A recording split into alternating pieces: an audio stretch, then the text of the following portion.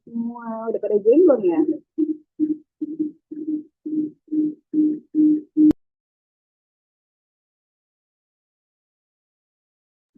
Oke, aku cek suara dulu udah masuk Pak?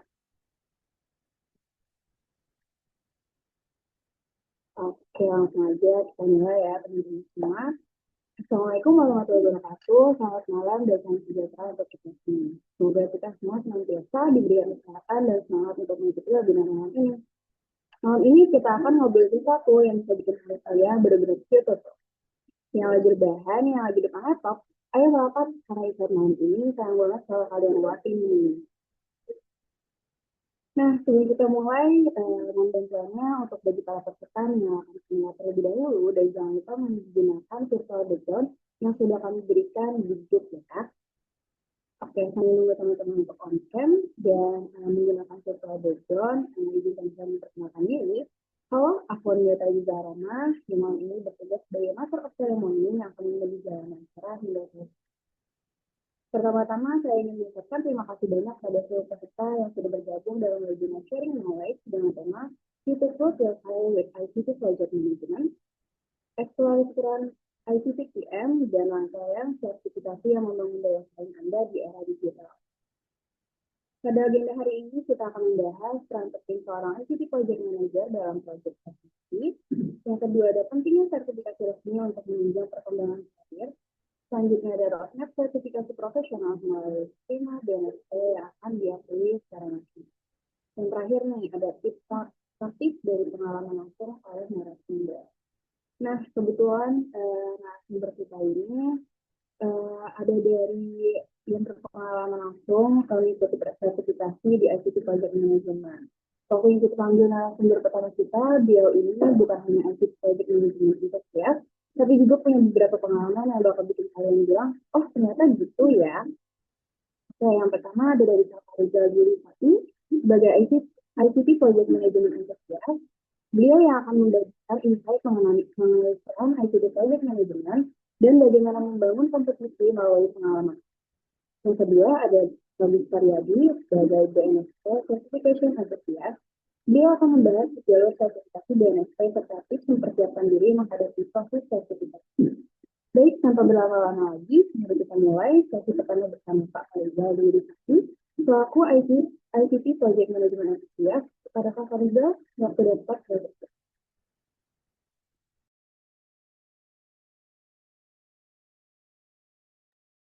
Ya, selamat malam semuanya. Baik, sebentar lagi akan kita mulai. Perkenalkan, nama saya Farizal Rifai. Saya adalah yang akan membawakan materi malam ini tentang Project Management ataupun sertifikasi ICT Project Manager. Yang pertama, kita akan membahas tentang apa itu Project Management.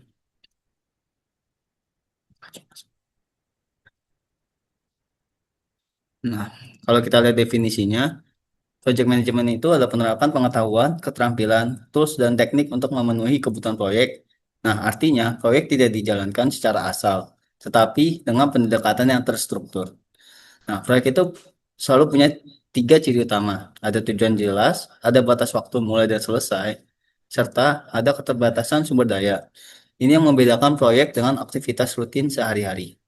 Banyak proyek gagal bukan karena tim yang tidak pintar ataupun tidak bekerja keras, tetapi karena tidak ada pengelolaan yang jelas. Nah, disinilah project management menjadi penting supaya pekerjaan tidak hanya selesai, tetapi selesai dengan arah yang benar. Nah, kali ini saya akan menjelaskan tentang ICT Project Manager. Nah, masuk ke peran ICT Project Manager. Di proyek IT, peran ini sangat krusial karena hampir selalu melibatkan banyak pihak dengan kepentingan yang sangat berbeda-beda. Nah, ICT Project Manager ini bertugas merencanakan, mengelola, mengawasi, dan memastikan proyek IT berjalan sesuai dengan tujuannya. Dia ini menjadi penghubung antara kebutuhan user dan tim teknis. Seringkali, user menginginkan sistem yang simpel dan cepat. Sementara, secara teknis, tidak semuanya bisa langsung diwujudkan. Nah, disinilah peran Project Manager itu sangat penting, yaitu menjembatani dua sisi ini agar tidak saling menyalahkan dan proyek tetap berjalan sesuai kesepakatan awal dan tidak ada masalah yang muncul di tengah jalan. Selanjutnya saya menjelaskan tentang triple constraint. Nah, triple constraint ini ada tiga, project scope, project timeline, serta project budget atau project cost management. Dalam project management ada konsep yang disebut triple constraint. Kalau salah satu berubah, dua lainnya hampir pasti ikut terdampak. Misalnya project scope. Apabila project scope ini bertambah, tetapi project cost atau project budgetnya tetap, maka biasanya project ini kualitasnya akan turun atau tidak sesuai spesifikasi rencana awal. Karena itu, project manager tidak bisa menyenangkan semua pihak sekaligus. Yang bisa dilakukan adalah mengelola ekspektasi dan menjaga keseimbangan ketiganya supaya proyek tetap realistis dan terkendali. Selanjutnya, project scope. Ini lebih detail penjelasannya dari yang tadi. Nah, project scope ini adalah batasan dari project management. Dan ini batasan pekerjaan proyeknya. Nah, project scope ini menjelaskan apa saja yang akan dikerjakan dan apa saja yang tidak dikerjakan. Kelihatannya memang sederhana, tapi ini sangat krusial. Banyak proyek gagal ini bukan karena tidak mampu dikerjakan, tapi karena skopnya ataupun batasan-batasan dari proyeknya ini tidak jelas sejak awal. Nah, kalau proyek skop ini tidak dikendalikan, pekerjaannya akan terus bertambah tanpa perhitungan waktu dan biaya, ataupun tanpa penambahan waktu dan biaya. Inilah yang disebut scope creep, ataupun penambahan pekerjaan di tengah project. Nah, dengan scope yang jelas ini, tim bisa tahu fokusnya dan tidak bisa bekerja di luar job desk ataupun kesepakatan project manajemen di awal. Selanjutnya, saya menjelaskan tentang project cost management. Project cost management ini seperti budget saja. Nah, manajemen biaya mencakup perencanaan, estimasi, dan pengendalian biaya proyek. Tujuannya ini untuk memastikan proyek selesai sesuai anggaran yang telah disepakati. Dalam konteks mahasiswa, ini mirip mengelola kegiatan organisasi ataupun anggaran organisasi. Kalau tidak direncanakan ataupun dimonitor, pengeluaran kecil itu bisa menumpuk dan menjadi masalah besar di akhir. Karena itu, biaya ini harus dikontrol secara berkala, bukan hanya diperiksa saat proyek sudah selesai. Nah, bisa dilihat di slide juga, nah, kayak prosesnya itu estimasi biayanya itu menyusun perkiraan biaya sumber daya yang dibutuhkan. Terus ada penganggaran biaya, staf pengendalian biaya. Nah, metrik utamanya itu biasanya EVM atau Earned Value Management, sebuah metode untuk mengukur kinerja dan kemajuan proyek secara efektif. Selanjutnya, selanjutnya saya menjelaskan tentang project schedule atau time management. Nah, manajemen waktu ini sangat berguna untuk memastikan proyek selesai tepat waktu. Ini dilakukan dengan menyusun aktivitas, mengatur urutan pekerjaan, dan menentukan durasi dari suatu proyek. Tools yang biasa digunakan itu Gantt chart. Gantt chart ini membantu kita melihat timeline proyek secara visual. Selain itu ada tools CPM atau Critical Path Management. Tools ini membantu mengetahui pekerjaan mana yang tidak boleh terlambat karena berdampak ke keseluruhan proyek. Dengan jadwal yang jelas, tim bisa bekerja lebih terarah dan tidak panik menjelang deadline. Nah, tools analogi simpelnya ini seperti peta jalan.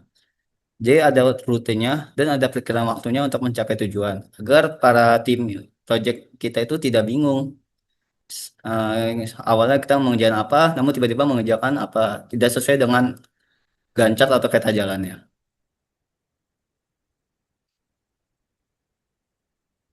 Selanjutnya itu ada project management knowledge area.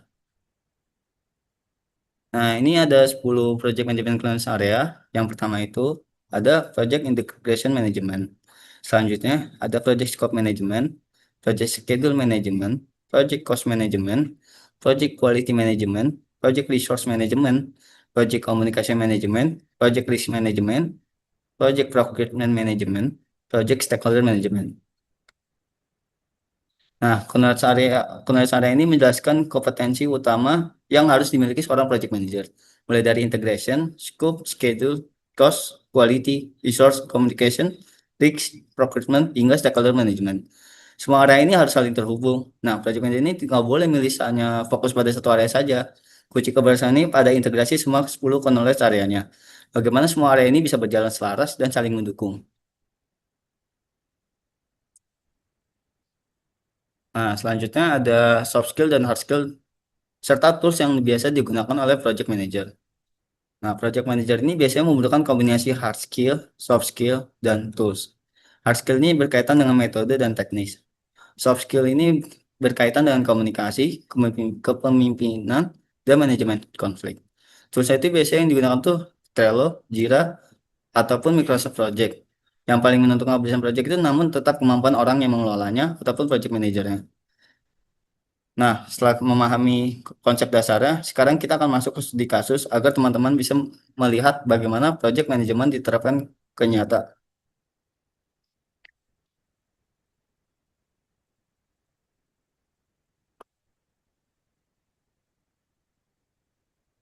Nah, pada studi kasus ini saya akan coba ngambil tentang project management Masjid Tangkuban. Nah, Masjid Tangkuban ini menghadapi masalah administrasi yang masih dilakukan secara manual. Proses seperti penyewaan aula, donasi, ataupun mendaftar kajian itu sering menimbulkan keterlambatan, kesalahan pencatatan, ataupun kesulitan membuat laporan online. Nah, masalah-masalah inilah yang mendorong munculnya proyek sistem informasi Masjid Tangkuban, ataupun saya singkat Cimantat, sebagai solusi digital yang lebih terstruktur dan transparan. Nah, dokumen-dokumen yang digunakan itu ada business case, project charter, change request, project kick-off, project closing, dan project management plan. Nah, dokumen-dokumen ini memastikan proyek berjalan rapi dan bisa dikendalikan dari awal sampai akhir. Yang pertama, saya akan jelaskan tentang dokumen business case. Nah, pada bagian business case ini, proyeksi mantap dijelaskan sebagai respon atas kebutuhan nyata di lapangan. Bukan sekedar mengikuti tren teknologi, tujuan utamanya adalah meningkatkan efisiensi, transparansi, kemudahan akses bagi pengurus masjid dan jamaah. Menariknya, karena ini proyek non-profit, nilai proyek ini tidak dapat diukur dari keuntungan finansial, tetapi dari dampak sosial dan peningkatan kualitas layanan. Ini dapat menunjukkan bahwa project manager itu harus mampu melihat value project secara lebih luas, tidak hanya dari proyek profit, namun dari proyek non-profit juga. Dokumen selanjutnya yaitu project charter. Nah, setelah bisnis case ini disetujui, project charter ini berfungsi sebagai pengesahan resmi proyek. Di sini, ruang lingkup proyek ditetapkan secara tegas, hanya mencakup sistem informasi berbasis web dan modul-modul tertentu. Project charter ini memuat resiko ataupun risk, pembagian peran melalui RACI matrix, dengan pembagian peran yang jelas, potensi konflik dan kebingungan dalam tim bisa diminimalkan. Nah, dokumen selanjutnya itu ada change request. Nah, change request ini tidak harus selalu digunakan, namun hanya digunakan ketika ada perubahan fitur ataupun penambahan fitur dari yang sesuai disepakati di awal. Muncul permintaan penambahan fitur dan penawaran mualaf dari proyek si mantap ini. Perubahan ini tidak langsung dikerjakan, tetapi dikelola melalui change request resmi ataupun dokumen change request ini. Dokumen ini menjelaskan alasan perubahan, dampaknya terhadap waktu, biaya, dan kualitas. Perubahan dalam proyeksi mantap ini dinilai memberi nilai tambah sosial yang sangat besar, tanpa mengganggu modul inti ataupun fitur-fitur utama yang sudah disepakati dari awal. Sehingga perubahan ini bisa disetujui secara terkontrol ataupun ditambahkan fitur yang diinginkan. Nah, dokumen selanjutnya ada project kick-off. Project kick-off ini seperti titik awal atau titik start resmi proyek. Nah, di tahap ini, semua stakeholder ini akan dikumpulkan ataupun seperti rapat untuk menyamakan pemahamannya tentang latar belakang proyek, ruang lingkup, fitur sistem, dan hasil yang diharapkan. Nah, rapat ini sangat penting karena biasanya kalau pemahaman kita berbeda dan kemauan kita berbeda, akan ada masalah di tengah proyek karena bedanya pemahaman antara klien yang masyarakat umum ataupun pengurus masjid dan kita sebagai yang ngerti IT ataupun sistemnya. Nah, makanya pentingnya nih project kick off karena dokumen ini bisa kita berikan kepada panitia ataupun pengurus masjid agar pemahaman kita ini selaras dan menghindari masalah-masalah di rapat-rapat selanjutnya. Nah, dokumen selanjutnya ini ada project closing. Nah, project closing ini menandai bahwa proyek selesai secara teknis dan manajerial. Seluruh deliverable telah berfungsi dengan baik, pelatihan pengguna telah dilakukan, dan sistem diserahkan secara resmi kepada pengurus masjid. Nah, bagian lesson learned menunjukkan bahwa keterlibatan pengguna sejak awal, koordinasi rutin, dan pengujian bertahap sangat membantu keberhasilan proyek. Nah, lesson learned ini seperti kayak misal kita ada masalah di codingnya atau di bagian fiturnya, Nah, lisan ini bisa ditulis di bagian tersebut agar kita bisa tahu apa masalahnya dan apa solusinya yang bisa menjadi solusi dari masalah tersebut. Nah, dokumen selanjutnya ini ada Project Management Plan. Project Management ini dokumen terakhir ataupun seperti ringkasan dari seluruh dokumen-dokumen yang dari awal tadi kita buat. Project Management Plan ini merangkum seluruh rencana dan pengelolaan proyek, mulai dari skop, jadwal, biaya, kualitas risiko, komunikasi, hingga strategi pengujian. Dokumen ini menjadi pegangan utama project manager dalam mengambil keputusan. Tanpa project management plan ini, proyek mudah kehilangan arah dan sulit dikendalikan. Nah, dokumen-dokumen tersebut yang sebelumnya saya sebutkan ini semuanya itu harus selaras ataupun terintegrasi. Misalnya biaya di bagian project charter ataupun project business case ini 50 juta. Nah, di project management plan ini harus tertulis 50 juta juga. Jadi tidak boleh beda karena nanti akan bikin bingung kliennya ataupun masyarakat umum yang meminta kita bikin suatu sistem informasi. Nah, melalui studi kasus si mantap ini, kita bisa melihat bahwa project management bukan sekedar teori, tetapi praktik nyata yang sangat relevan. Pendekatan ini bisa diterapkan sejak mahasiswa, baik untuk tugas kuliah, organisasi, maupun persiapan masuk dunia kerja. Dengan pola pikir project management, pekerjaan bisa menjadi lebih struktur, konflik bisa ditekan, dan hasil lebih mudah dipertanggungjawabkan. Nah, project management ini juga tidak hanya harus di sistem informasi, bisa juga dikelola di tugas-tugas kelompok. Jadi kita bisa ngelola tugas itu pembagian tugas bagaimana, pengaturan anggota kita bagaimana juga. Jadi tidak hanya seperti di proyek-proyek gede ataupun proyek-proyek sistem informasi, namun di hal-hal kecil seperti tugas kelompok ataupun tugas proyek mahasiswa atau tugas proyek akhir bisa kita aplikasikan juga. Nah, selanjutnya ini akan ada materi tentang alur sertifikasi, sertifikat BNSP ataupun project manager yang akan dijelaskan oleh teman saya, Gus Pariyadi. Oke, teman-teman, kita udah dapat gambaran nih gimana sih ICT Project Management itu, ngapain aja sertifikasinya. Kalau dari kalian udah pada mulai tertarik belum nih buat ngikutin di bidang ini gitu, buat fokus ke bidang ini nanti ke depannya. Oke, terima kasih banyak ya untuk Kak Fariza udah ngapain yang sangat insightful juga bisa wawasan kita nih terkait dengan ICT Project Management. Nah, sekarang waktunya kita lanjut ke narasumber kedua yang gak kalah keren. Dia akan nyeritain terkait dengan PNSP, Certification Enthusiast, yang akan membantu kita memahami jalur sertifikasi yang serta memberikan tips praktis gimana persiapan diri menghadapi proses sertifikasi. Mari kita sambut bersama Pak Gus Pariyadi, waktu dan tempat yang persilakan. Terima kasih kepada moderator atas waktu dan kesempatannya. Assalamualaikum warahmatullahi wabarakatuh. Selamat malam semuanya. Kenalkan, saya Gus Pariyadi dari Program Studi Sistem Informasi Angkatan 2022. Pada kesempatan ini, saya akan melanjutkan sesi materi yang telah dibuka oleh Kak Farijal sebelumnya. Di sini, kita akan mengenal lebih dekat apa itu BNSP dan alur sertifikasi. BNSP atau Badan Nasional Sertifikasi Profesi adalah lembaga independen yang dibentuk oleh pemerintah Indonesia berdasarkan Undang-Undang Nomor 13 Tahun 2003 tentang Ketenagakerjaan. Tugas utama BNSP adalah mengembangkan dan melaksanakan sertifikasi kompetensi kerja di berbagai bidang. Sertifikasi yang dikeluarkan oleh BNSP bersifat nasional dan juga diakui secara internasional. Artinya, sertifikasi ini bukan hanya formalitas, tetapi benar-benar menjadi bukti bahwa seseorang memiliki kompetensi sesuai standar yang berlaku. Dengan sertifikasi BNSP, daya saing tenaga kerja di Indonesia termasuk kita semua bisa meningkat.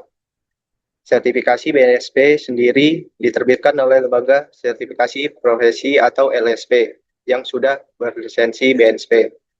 Sertifikasi ini menyatakan bahwa seseorang telah memenuhi standar kompetensi kerja nasional atau internasional. Seperti SKKNI, manfaatnya tidak hanya membuka peluang kerja yang lebih luas, tapi juga meningkatkan kepercayaan diri secara profesional.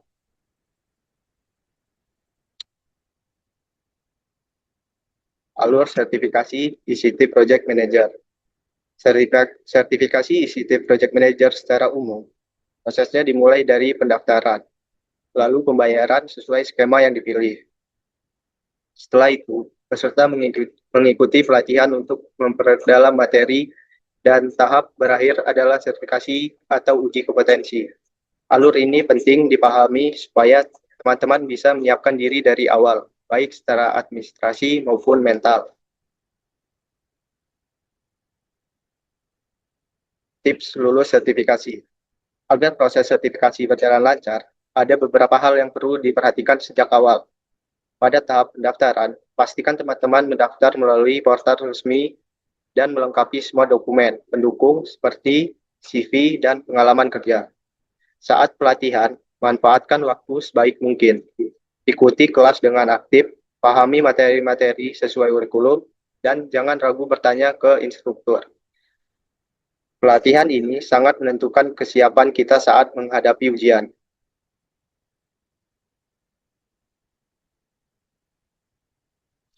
Biaya sertifikasi. Ini adalah gambaran biaya sertifikasi berdasarkan skema level SKKNI.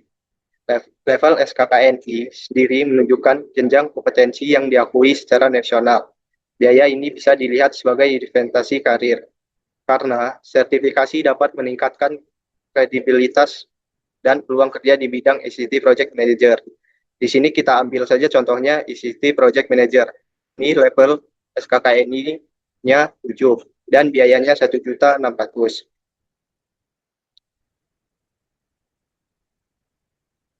Teknik ujian dan contoh soal. Untuk teknik ujian sertifikasi ICT Project Manager biasanya dilakukan dalam bentuk wawancara dan presentasi tugas secara one-to-one dengan asesor. Durasi ujian sekitar 60 menit. Karena itu, peserta perlu benar-benar memahami dokumen dan tugas yang sudah dibuat, bukan sekedar menghafal. Latihan dengan contoh soal juga sangat membantu untuk meningkatkan rasa percaya diri.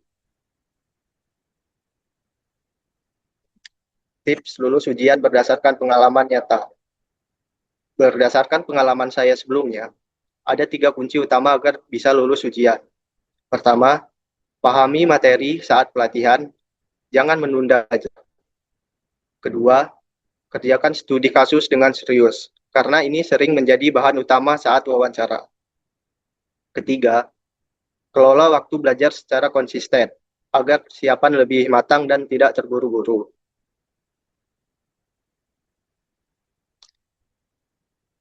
Rekomendasi persiapan belajar dan langkah selanjutnya. Untuk persiapan belajar, teman-teman bisa memanfaatkan berbagai sumber, seperti buku panduan resmi, kursus online, dan forum diskusi. Selain itu, memiliki mentor yang berpengalaman juga sangat membantu, terutama untuk berbagi insight dari dunia nyata. Yang tidak kalah penting, buat rencana studi yang realistis dan jalankan secara konsisten. Langkah terakhir adalah praktik. Cobalah menerapkan teori yang dipelajari ke dalam proyek nyata atau simulasi. Dengan kombinasi belajar, praktik, dan sertifikasi, teman-teman akan lebih siap menjadi ICT Project Manager yang profesional dan kompeten. Jadi, pertanyaannya sekarang, apakah kalian siap melengkapi menjadi ICT Project Manager bersertifikat?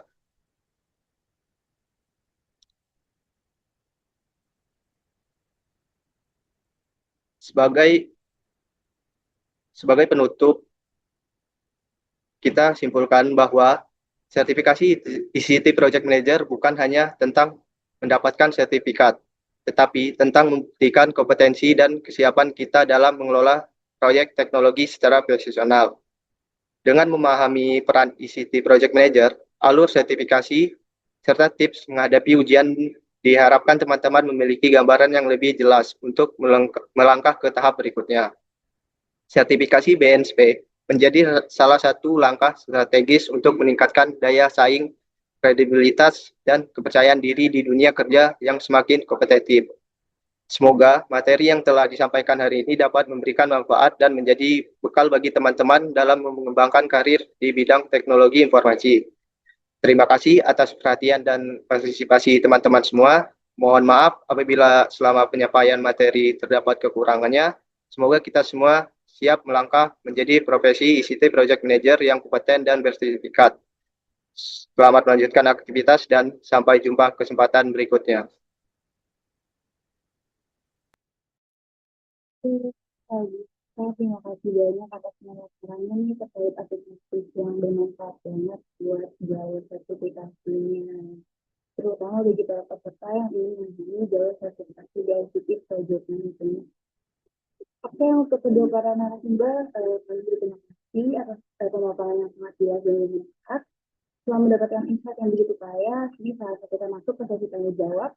Silakan teman-teman menyampaikan pertanyaan melalui kolom chat atau dengan live chat di teman-teman yang mau bertanya secara langsung. Tentu silakan ya. Boleh teman-teman boleh langsung di kolom chat atau boleh di live chat. Nanti mau on mic atau jadi kita kasih kesempatan nih kalian yang mau tanya terkait sertifikasi di project management. Teman-teman jangan ragu buat bertanya ya, karena pertanyaan saya ini bisa jadi sebuah jawaban buat teman-teman kalian yang mau bertanya gitu. Boleh nama sendirinya terkait positif project management. Oke, dari Kak ya, Prabowo nih. Oke, nanti sistemnya kita kumpulin dulu kali ya pertanyaan-pertanyaannya, baru kita panggil lagi dari kedua narasumber. Oke, dari dia atau dari yang lain, boleh.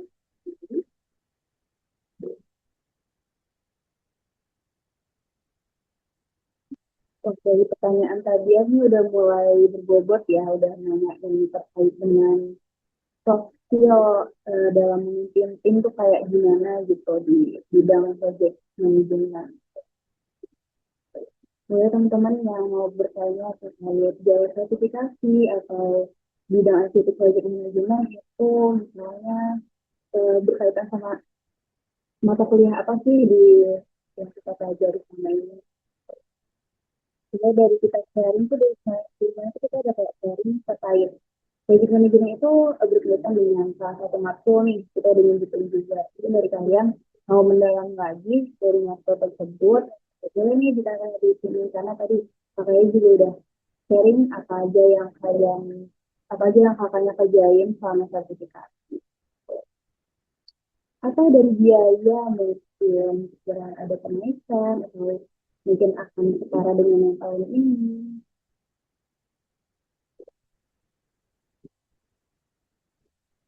Oke, mungkin so far kita rampung dulu satu pertanyaan, boleh dijawab dari pertanyaan Fabius ya, oleh narasumber. Oke, untuk pertanyaan pertama nih, saya mau nanya mana yang lebih penting bagi seorang project manajemen proyek di PIK, memiliki keahlian teknis pemrograman yang sangat dalam atau kemampuan soft skill dalam membentuk tim. Menurut Kak Rizal atau Kak Bisman yang terkait. Mungkin dari Kak Rizal ya, misal terkait dengan soft skill yang dia harus dimiliki manajemen manajemen proyek. Oke, boleh dulu pertanyaannya Kak. Oke. Terima kasih atas pertanyaan untuk Mas Dias. Bagi seorang ICT Project Manager itu biasanya itu yang sangat diperlukan itu lebih ke soft skill ya Mas. Jadi kayak komunikasi ke para stakeholder ataupun komunikasi kepada tim-tim yang kita bawahi. Nah, keperluan programming itu penting, cuma tidak harus jago banget. Dasarnya saja agar kita itu paham kode yang dimaksud programmer dengan yang dimau oleh klien kita. Jadi kalau lebih baik emang kalau programmingnya itu emang lebih jago itu emang lebih baik. Cuma tidak diharuskan agar jago banget. Tapi yang lebih diperlukan itu soft skill ya, seperti komunikasi pada para stakeholder, terus kemampuan negosiasi dengan para stakeholder.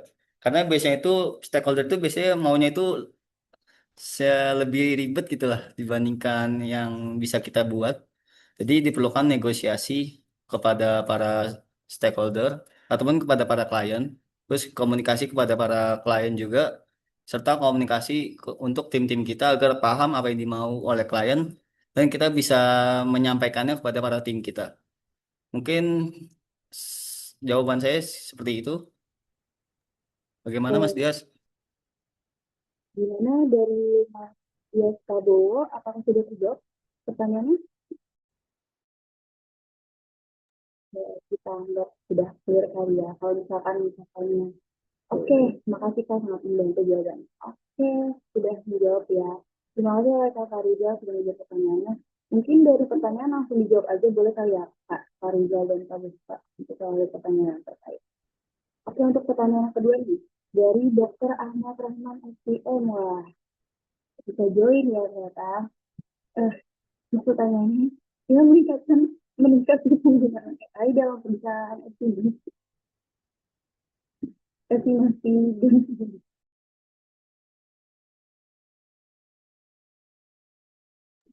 oke, sorry. Dengan meningkatkan penggunaan estimasi dan pengendalian apakah peran project manager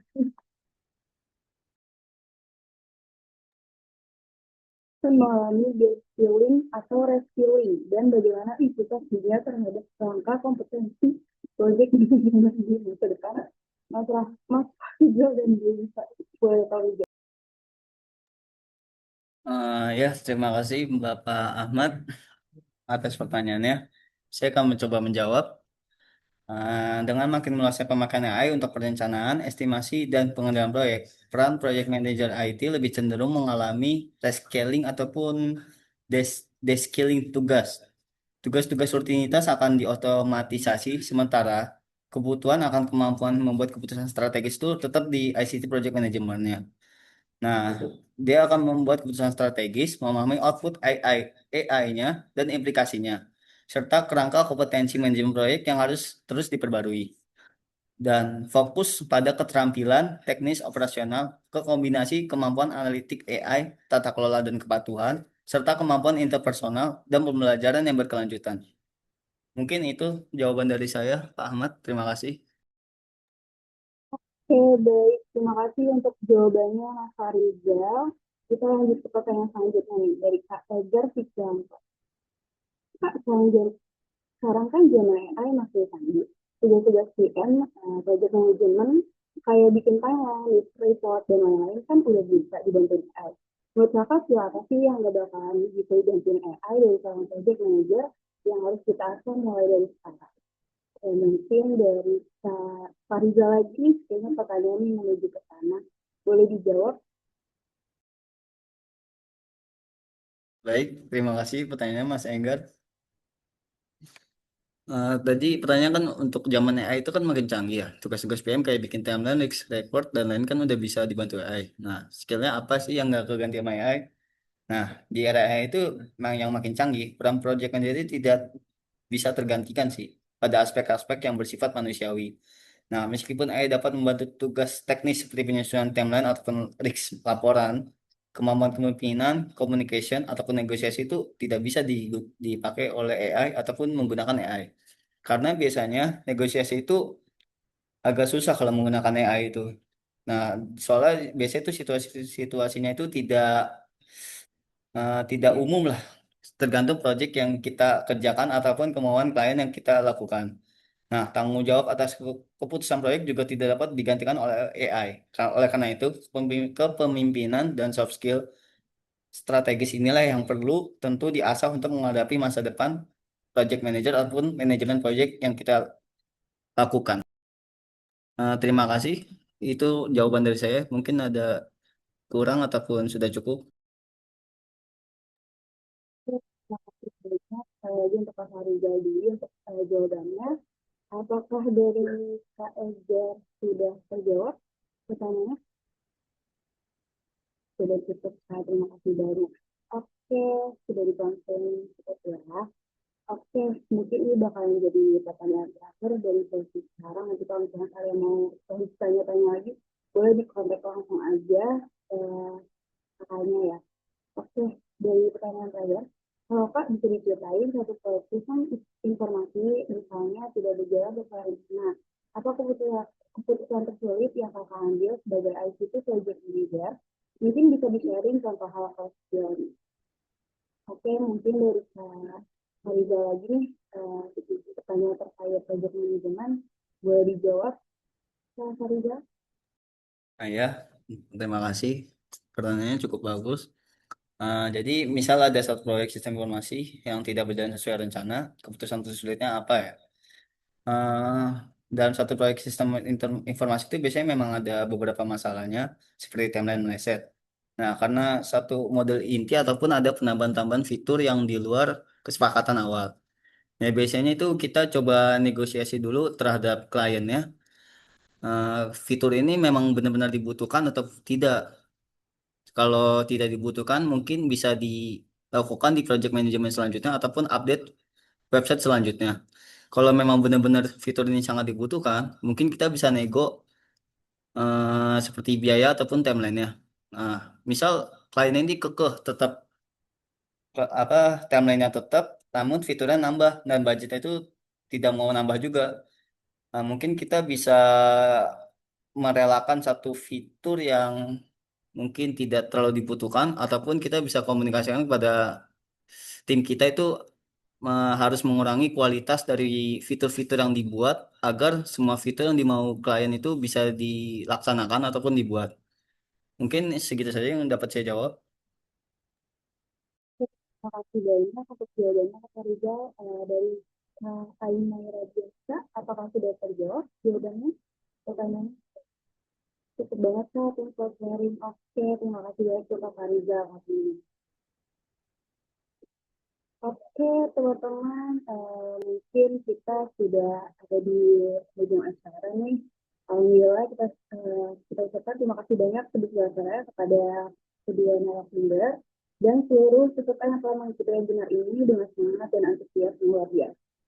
Sebelum meninggalkan Zoom, mohon izin untuk mengisi absensi yang sudah diberikan oleh operator di kolom chat.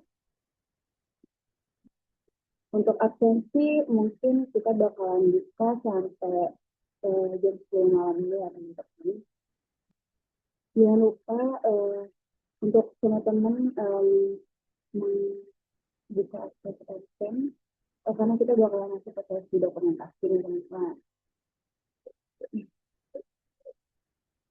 Untuk teman-teman yang belum on-cam boleh silakan on-cam sekarang ya.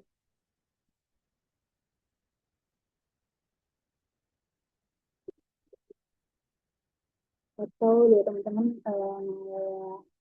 bikin absensi dulu nih. Sambilan kita ngisi, kita on-cam dulu buat dokumentasi nih.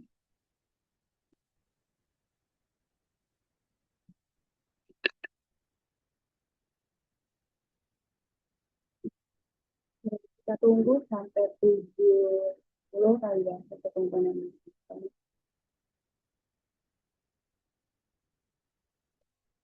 Kalau dari teman-teman mau ada yang sharing terkait webinar kali ini, ada saran atau masukan atau masih ada yang pengen di-share, misalnya dari teman-teman ada yang ikut di sertifikasi ICT Project Management, terus dari sini kita belum ini ada sharing yang mau di-share ke teman-teman yang bakalan tertarik nih buat ikutin sertifikasi ICT Project Management.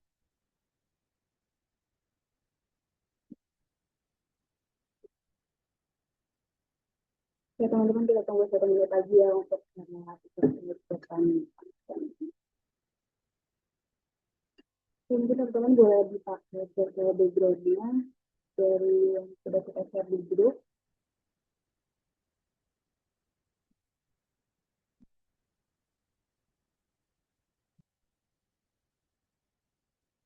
Jadi teman-teman boleh di on-cam sekali lagi karena kita mau ngelakuin sesi dokumentasi.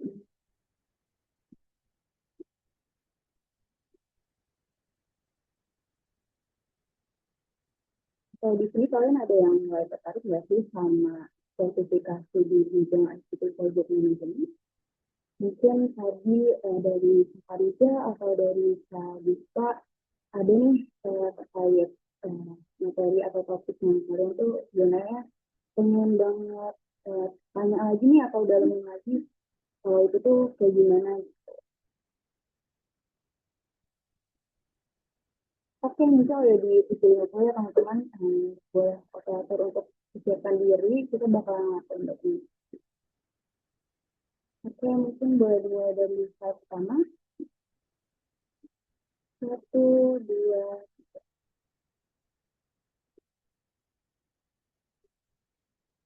Oke, mungkin ada di slide 2 kah, operator?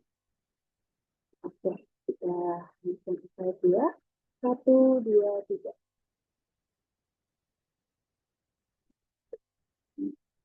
Oke, mungkin sampai ke slide 3. Oke, mungkin cukup ya, cuma sampai di slide kedua. Oke, alhamdulillah kita sudah ada di sesi terakhir nih teman-teman. Yang kebetulan juga dokumentasi bakalan jadi penutup kegiatan pada malam hari ini. Semoga sekali lagi terima kasih banyak atas partisipasinya. Mohon maaf apabila ada kekurangan selama acara berlangsung.